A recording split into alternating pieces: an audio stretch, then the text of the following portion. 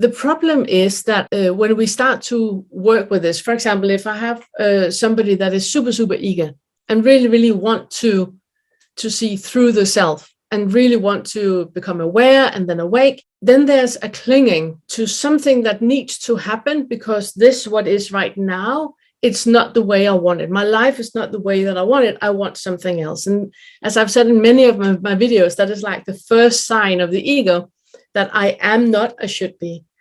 And whenever we have a notion about that, what I have in my life right now, or what I am in my life right now, it's not something that I'm content with. I would like more.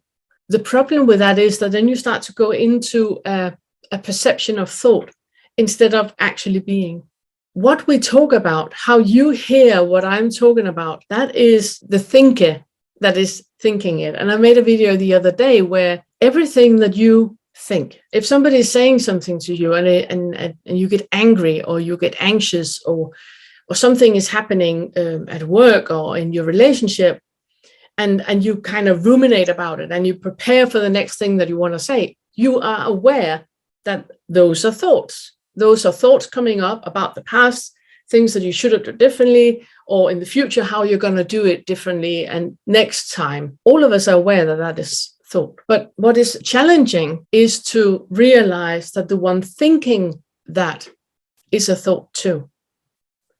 So the one thinking and identifying with, you told me the other day and now I'm angry at you, that identifying with what was said, what you told me, the feelings that emerge in me, that identifying, that is a thought too. And that's why it starts to become provocative for the ego, because the ego wants to be real. The ego is latching onto, yeah, but he said like that. I am not going to take that. I need to stand up for myself. And all that is thought created by a thought. We have so much suffering in our lives because of thoughts that the thinker is creating. There's no presence at all. The thought that you really want this, or that you really get it, or that this is not for you at all, that is a thought too. That is the thinker that is a thought, thinking that this is for you or this is not for you.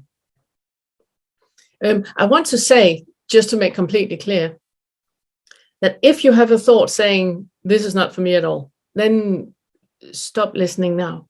Don't look further into this. Because I think that there's a reason why that happens, why we become drawn to some messages and why we recoil to some messages. And I think that whenever you're ready, then the message at the right time will happen. Not because there's like some magic going on, but just because the ears are sitting on your head and you will hear what has been said all along, but you will suddenly hear it in a different way. You have probably experienced that lots of times in your life, that you have heard something being repeated over and over and over. And like the 12th time you hear the same thing, you go, oh, that's super insightful. Where it's been said by many people all along your entire life, but you didn't hear it until you're actually ready. So it's one of the things that I think is very important. It's not to be forceful in any way, just, because this is about letting go. This is about not identifying and allowing you to be who you are. And if you have a thought saying, this is not for me, then it's fine, completely fine. There's nothing wrong with that. So please, respect that.